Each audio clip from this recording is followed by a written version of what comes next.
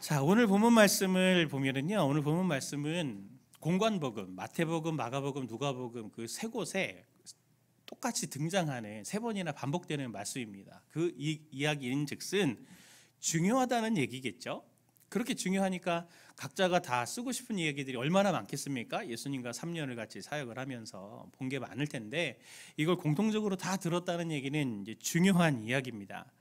예수님이 갈릴리 지역에서 이제 배를 타고 이방 지역인 이제 가다라라고 하기도 하고 거라사라고 표현되어 있는 이 이방 지역의 땅으로 가시는데, 예수님이 그곳에 도착하시자마자 오늘 일명 군대 귀신 들린 이 사람이 예수님께 나와서 이제 고침받는 이야기가 오늘 본문에, 성도님들도 또 주일학교 다니신 분들은 다 아시는 내용일 거잖아요.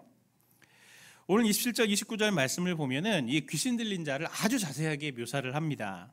한 세 가지로 얘기를 하는데, 첫 번째가 무엇이냐면 오래 옷을 입지 않았어요. 벌거벗고 살았던 거죠. 그것조차도 얼마나 사람들에게 충격이 됩니까? 그리고 두 번째는 집에 가서 살지 않고 무덤 사이에 산다 그랬는데, 원문을 보면 무덤 안에 사는 사람입니다. 우리나라는 무덤이 봉분이 있잖아요. 그러니 이 봉분 사이에 이렇게 거하는 거 이렇게 생각을 할 수 있는데, 유대는 성도님들 조금만 생각해 보시면 아시게 되는 게, 예수님도 굴을 파가지고 거기에 예수님의 시신을 안치를 했었잖아요. 그것처럼 굴을 파갖고 그 안에 이제 시신을 두는데, 이 사람은 산 사람인데도 죽은 사람처럼 그 무덤을 열고 무덤 안에서 죽은 사람처럼 거기서 사는 사람이다라고 하는 걸 지금 이렇게 얘기하고 있고요. 세 번째는, 한번 생각해 보세요. 너무 끔찍하잖아요. 이런 사람들이 동네 사람으로 있다라고 하는 게. 그러니 이 사람도 가족이 있을 거고 또 지인이 있을 텐데 얼마나 이 사람을 돕고 싶었겠습니까? 그러니 오늘 그를 붙잡아 두려고 수단과 방법을 다 가리지 않죠. 뭐 쇠사슬, 고랑 이런 것들로 그를 묶었지만 너무너무 힘이 세가지고 그걸 다 깨고 오히려 광야에 나가가지고 막 소리 지르면서 헤매는 이런 모습들을 한번 상상해 보면은, 이런 사람이 우리 동네에 산다 그러면 얼마나 마음이 어렵겠습니까? 이 사람 자체도 너무너무 괴롭고요.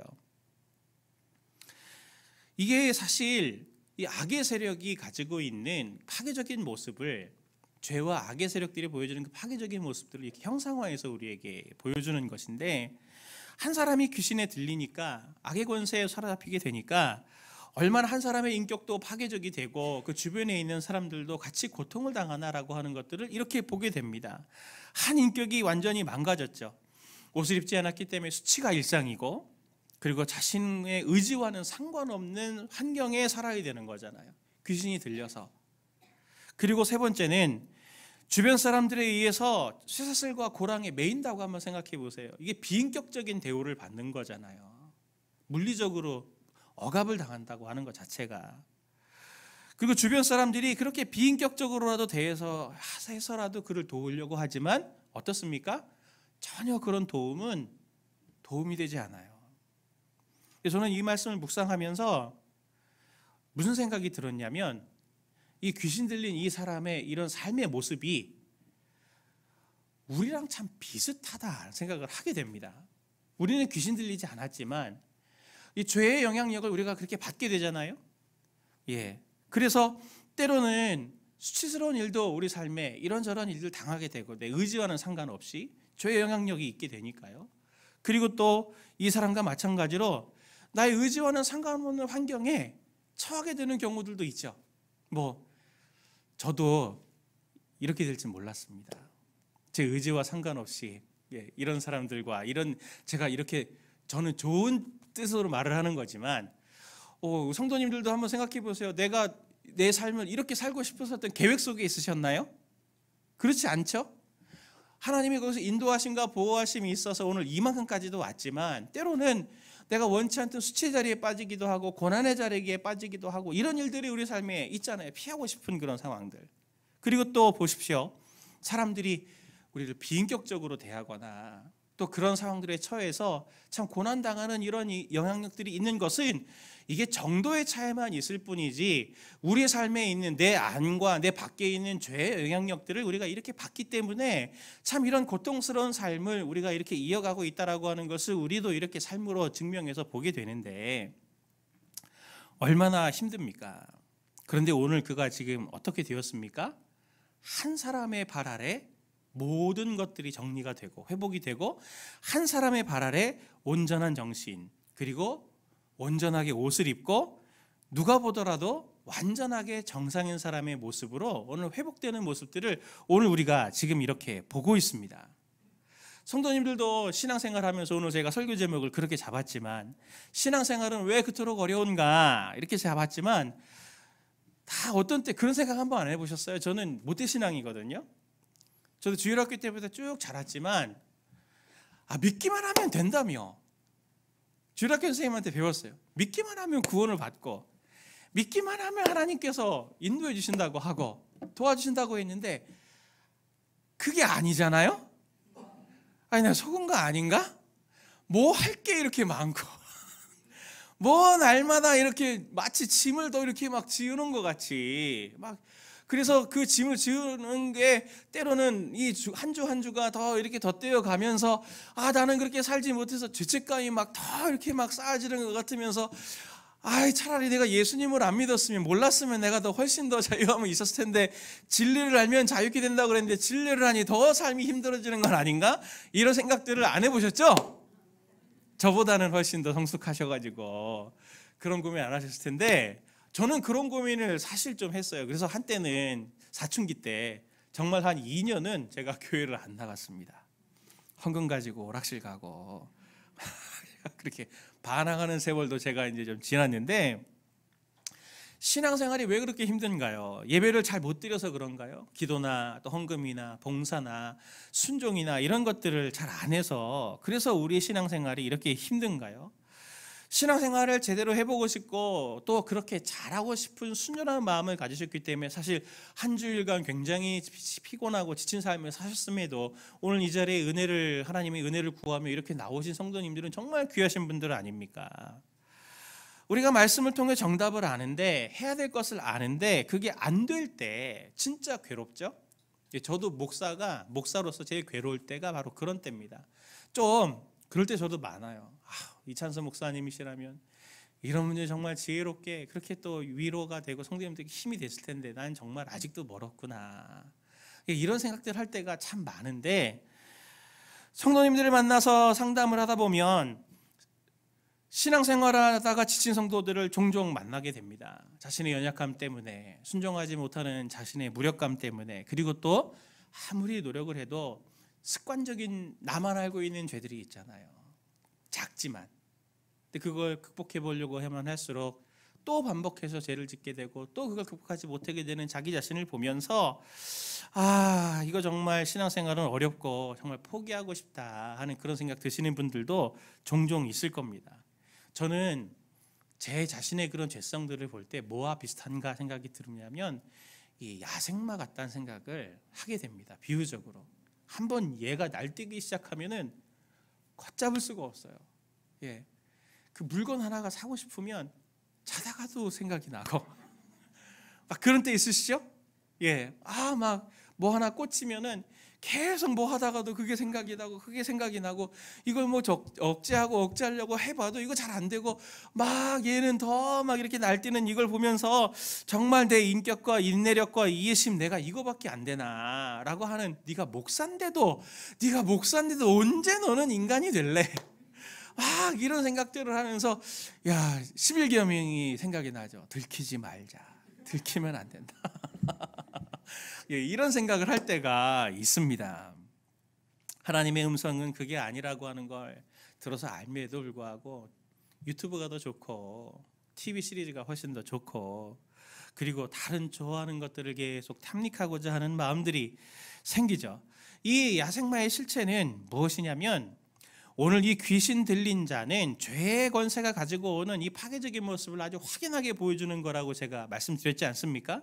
내 안에 야생마의 실체는 사실상 우리 안에 남아있는 죄의 세력과 이 죄성임을 잘 보여주고 있는 거예요. 그래서 성도님들이 정말 영적인 싸움의 가장 실체는 무슨 귀신과 싸우고 막 이러는 게 아니고, 우리 안에 남아있는 이 죄와 잘 싸우는 거, 그게 어떻게 보면 영적 싸움의 가장 중요한 실체입니다. 그런데 영적 싸움을 싸워가면서 저도 잘 속고 성도님들도 잘 속는 것이 뭐냐면 이게 순종 아니면 불순종, 거룩 아니면 부정, 뭐 아니면 도라는 방식으로 흑백 논리로 우리 자신을 판단한다고 하는 것이에요.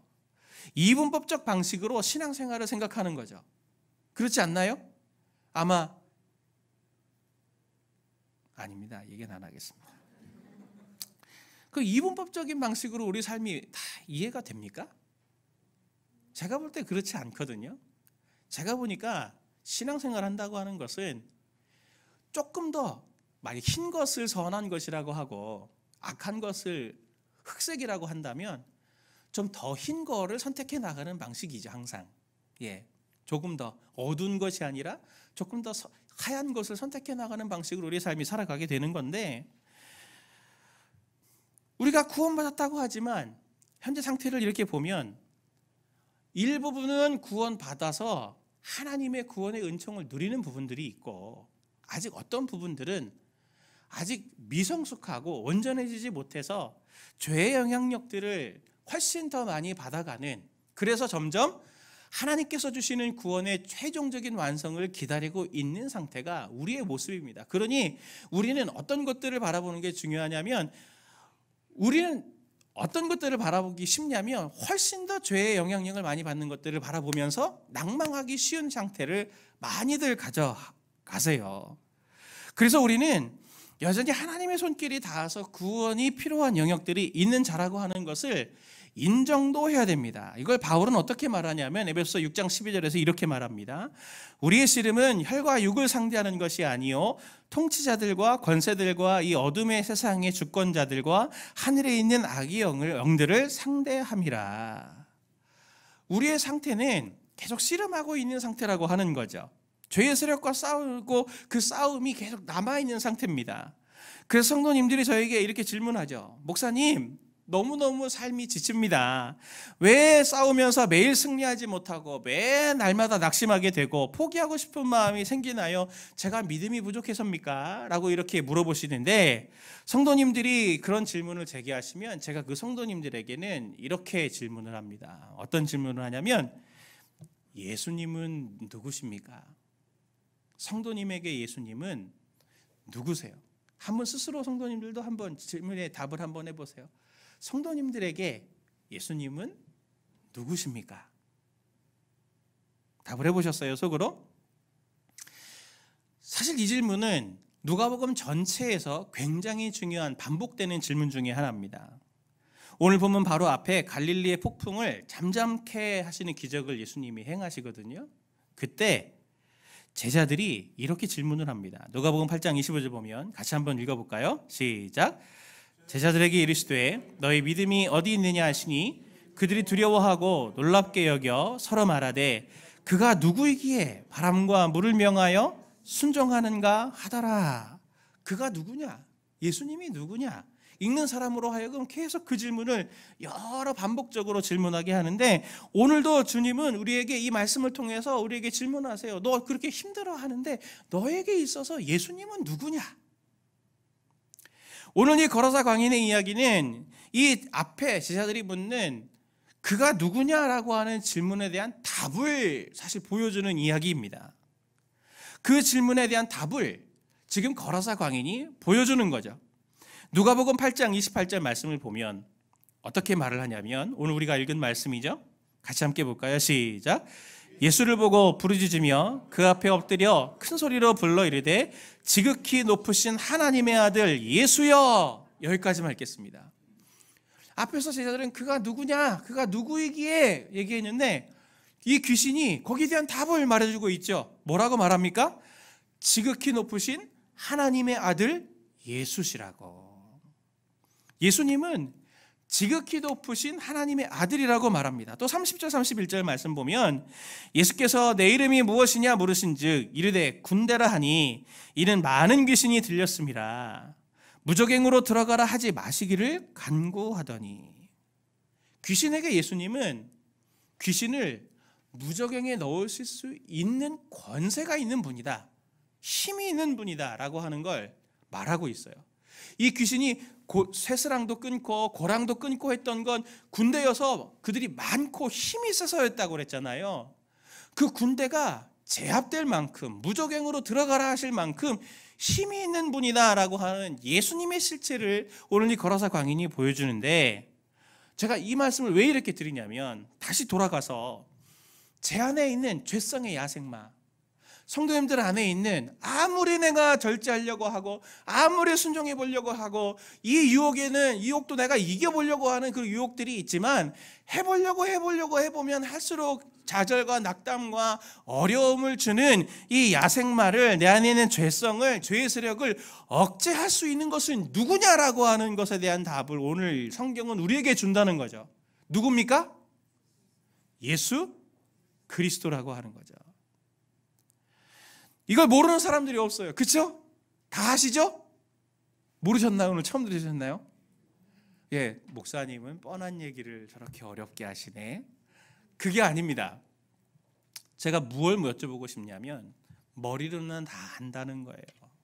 그런데 실제 내 삶에는 누가 성도님들 안에 죄성과 싸우고 있습니까? 누가 싸우고 계세요? 내가 싸우고 있는 거 아닌가요? 내가 내 죄성을 누르려고 하고 있는 것은 아닌가요? 이 싸움의 주도권을 내가 순종해야지, 내가 절제해야지, 유혹으로부터 피해야지, 그렇게 생각하고 행동하다 보니까 매일 한 주간 실패한 자리들이 연이어져서 주일 예배가 되면은, 하나님 이번 한 주도 제가 실패했어요 라고 그렇게 좌절과 죄책감을 가지고 하나님 앞에 부끄러움으로 나오고 있는 것은 아니냐는 겁니다. 내가 싸우면 이길 수 없어요. 내가 싸우려고 하니까 내가 죄책감이 드는 거죠. 문제는 무엇입니까?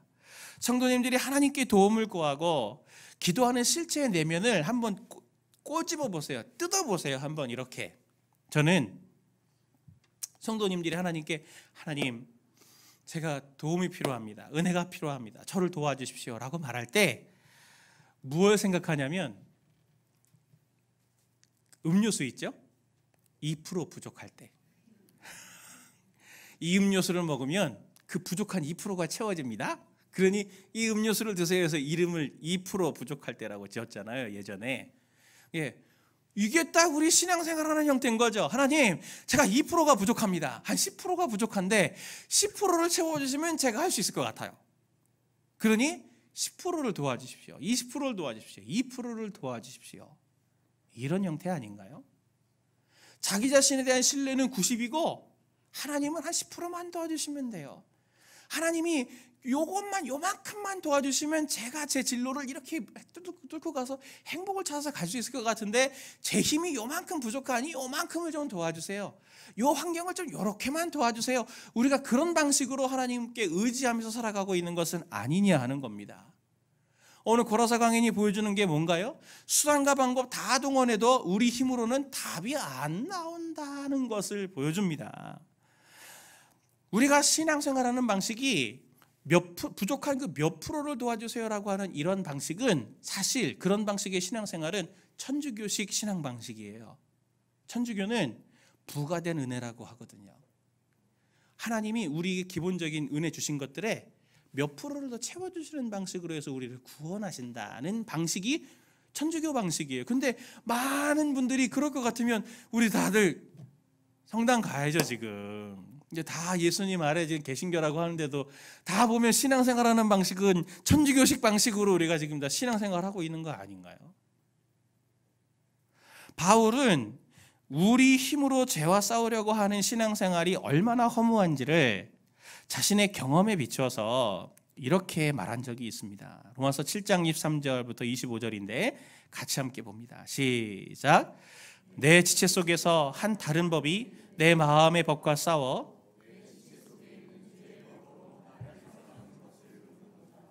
오호라, 나는 곤고한 사람이로다.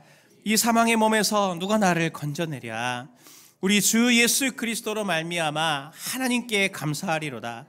그런즉 내 자신이 마음으로는 하나님의 법을, 육신으로는 죄의 법을 섬기노라. 아멘. 내 안에서 죄의 법으로 나를 자꾸 사로잡아가는 사람들이 존재가 있어요. 영적인. 내 힘의 능력은 이렇게 무능력하다라고 하는 걸 바울은 자기 경험에 의해서 고백했습니다. 그러니 성도님들이 내가 해보려고 하면 할수록, 내가 신앙생활을 하나님 앞에서 열심히 해보려고 하면 할수록 뼈저리게 깨닫게 되는 건 바울의 이 고백이죠. 오호라 나는 곤고한 사람이로다. 이 사망의 몸에서 누가 나를 건져내랴. 그러니 신앙생활이 이토록 힘든 거죠. 그럼 어떻게 해야 됩니까? 정말 하나님께 예수 그리스도, 그는 누구시냐라고 하는 질문에 그는 이 모든 죄의 권세를 통제하실 수가 있고 바람과 파도도 잔잔하게 하시는 그 예수 그리스도를 온전히 의지하고 살아가는 신앙생활의 방식은, 기도의 방식은 어떻게 하는 겁니까? 제가 하나 노하우를 알려드립니다. 네, 제 노하우입니다. 이거는 성경 말씀은 아니고 제 노하우니까 한번 잘 써보세요. 저도 이 고민을 가지고 늘 제 자신을 고통스러워하면서 절망하는 시간이었을 때 주님께 제가 어떻게 기도하냐면 저를 고쳐달라고 하는, 내 의지로 고쳐보려는 것이 아니라 제 자신 스스로를 하나님께 위탁을 드리는 거죠. 하나님께 올려드리는 거예요. 더 이상 어떻게 할 수 없는, 해봐도 소용이 없는 내 자신을, 완전히 망가진 내 자신을 주님께 위탁드리는 거죠. 저는 그 방식을 3인칭 기도라고 말합니다. 제가 제 자신의 죄성을 발견할 때 제가 하나님께 어떻게 하냐면, 하나님, 정권이가 또 이렇게 하려고 합니다. 그러니 정권이를 통제해 주십시오. 정권이를 인도해 주십시오. 성령님께 제 자신을 3인칭으로 놓고 위탁을 드리는 거죠. 그리고 제가 또 막 이렇게 욕심이 막 이렇게 작동이 돼가지고 누가 막 미워지려고 하거나 또 막 너무 지치거나 그러면 제가 제 자신 스스로에게 3인칭으로 얘기해요. 정건아, 네가 그렇게 하면 아버지가 마음 아파하실 거야. 제가 어떤 성도들에게 신방하듯이 제 자신 스스로를, 제 안에 내적인 속사람을 놓고 제가 스스로에게 그렇게 독백을 하는 거죠. 제가 한 번은 목사님들 분당으로 교회에 있을 때, 우리 목사님들끼리 같이 이렇게 있을 때 목사들만 하는 대화가 있거든요. 11 계명을 가지고 들키지 말자 했던 그것을 가지고 나누는데, 자신의 약점들을 가지고 같이 좀 기도하는 시간들을 가졌어요. 근데 어떤 분은 완벽주의 때문에 너무 힘들고, 어떤 분들은 자신의 체력적인 부분들 때문에 너무 힘들고, 어떤 분들은 막 경쟁심이 생겨가지고 그것 때문에 너무 힘들고, 또 어떤 분들은 일중심이어가지고 너무 힘들고, 주변 사람들이 이것 때문에 힘들어하는 거여서 너무 힘들고 해서 그것들을 막 이렇게 나누는데 다 제 얘기 같더라고요. 다 제 얘기 같았어요. 그 고백을 보면서 진짜 목사여도 사람이라서 똑같구나, 나랑 정말 똑같구나. 근데 어떤 한 분이 명언을 하셨어요. 무슨 명언을 하셨냐면, 정말 힘든 건 약점 때문에 힘든 게 아니고 약점을 알고 있는데 안 고쳐지는 것 때문에 힘들다. 정말 제가 그게 공감이 됐거든요. 모든 사람들 다 똑같지 않습니까? 성도들도 똑같은 거 아니에요? 신앙생활하면서 가장 힘든 일, 아니 가장 불가능한 일은 바로 내가 내 자신 스스로를 변하게 하려고 하는 거고 고치려고 하는 거, 그게 제일 안 되는 겁니다. 그건 불가능한 거예요. 그래서 바울은 이런 모습을 보면서 디도서 3장 3절부터 5절 말씀에 이렇게 말합니다.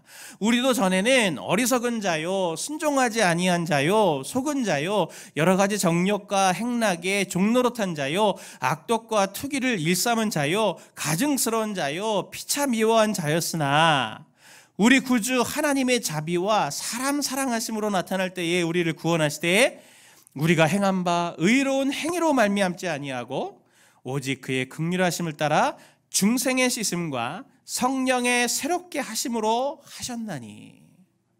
자막이 안 나갔는데 이게 되게 중요합니다.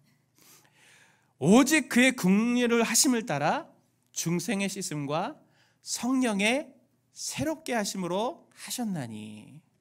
성령의 새롭게 하심, 성령의 새롭게 하심, 새롭게 하신다라고 하는 이 뜻은 한번 나중에 꼭 한번 디도서 3장 3절 5절 찾아보세요. 중생의 씻음과 성령의 새롭게 하심 할 때 새롭게 하다라고 하는 그 뜻이 그냥 이렇게 새롭게 된 사람이 그런 뜻이 아니고 새 창조하다라는 의미를 갖고 있습니다. 성령께서 우리에게 오셔서 하시는 역할은 우리를 그냥 고치시는 정도가 아니에요. 성령께서 우리에게 오실 때 하시는 일은 창조는 무에서 유를 창조하는 거잖아요. 그것처럼 우리의 속사람을 새롭게 창조해 나가시는 거죠.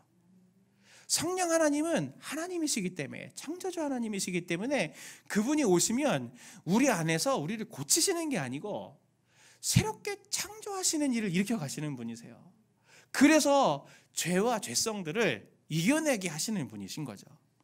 오늘 성도님들이 바울이 말한 대로 성령을 따라 행하라. 그리하면 육체의 욕심을 이루지 아니하리라. 바울이 그렇게 고백을 했는데, 성령을 따라 행할 때, 오늘도 이 자리에서 말씀을 듣고 성령님의 인도를 구할 때, 성령님께 기도를 할 때 성령님께서 성도님들 안에 일으키시는 일은 부족한 2%를 채워주시는 방식이 아니고 성도님들의 속사람을 완전히 새로운 피조물로 만들어 가시는 놀라운 일들이 일어나는 그 복을 받은 것이 바로 성도님들이 받는 복이라고 하는 것을 잊지 않으시기를 바랍니다. 오늘 거라사 광인이 어떻게 낫게 되었습니까? 예수님을 통해서만 이겨낼 수 있는데 오늘 이 거라사 광인이 어떻게 오늘 낫게 되었나요? 놀라운 게 뭐냐면 예수님이 갈릴리 지역에서 이 거라사 지역으로 건너가셨다 그랬잖아요. 이방 지역으로 가셨다고 했잖아요. 이방 지역 가셔갖고 하신 일이 이 거라사 광인 한 사람 고치고 다시 갈릴리 지역으로 오세요. 이 한 사람 만나기 위해서 간 거예요. 그리고 거라사 지역에 도착하자마자 그 광인이 예수님께 찾아왔거든요. 예수님의 사역을 위해서 막 돌아다니신 게 아니에요. 예수님은 이 한 사람을 위해서, 이 한 영혼을 위해서 찾아가셨고, 그 한 영혼을 만났을 때 그 만남이 그 거라사 광인의 모든 존재와 문제의 근원을 새롭게 창조하시는 일들로 온전케 하시는 일이 일어나게 되었다고 하는 거죠. 예수님을 앞에 나온다고 하는 것은, 예수님을 의지한다고 하는 것은 예수님의 그 인격을 만난다라고 하는 것을 꼭 기억하시기를 바랍니다. 우리가 기도하는 건 저 멀리 계신 예수님께 천국에서 이렇게 쫙 올려드리는 게 아니고, 기도의 그 자리를 통해서 성령님, 내 안에 계신 나에게 보내주신 성령님을 통해서 예수님과 인격적으로 만나면 만날수록 그 만남 자체가 우리를 새롭게 하시는, 새 창조하시는 일들을 일으켜 가시는 기적을 경험하시게 되는 겁니다. 그래서 우리 안에 회복이 일어나게 되는 거죠. 성도님들 안에 갈망이 있으십니까? 죄성으로 고민이 많으십니까? 여전히 내 삶에 잘 해결되지 않는 죄책감 때문에 또 힘드십니까? 그러시면 어떻게 하시면 돼요? 하나님, 저를 도와주세요가 아니고 그 온전하시고 우리를 치유하기 원하시는, 그리고 나를 위해서, 그 한 사람을 위해서 찾아가셨던 그 예수님이 우리를 위해서도 지금 찾아오시거든요. 그분을 기도의 자리에서, 말씀의 자리에서 만나시려고 해야 되는 거죠. 그걸 사모하십시오. 오늘 이 저녁이 성도님들을 찾아오시는, 인생의 많은 무게로 인해서 지쳐있는 성도님들에게 그 짐을 가볍게 해주시려고 찾아오시는 그 예수님을 기도의 자리를 통해서 만나신 은혜가 되셔서 정말 주님이 주시는 자유와 기쁨으로 이 모든 불가능해 보이는 것들이 가능하게 되어지는 은혜가 충만하게 있으시기를 예수님의 이름으로 축원을 드립니다.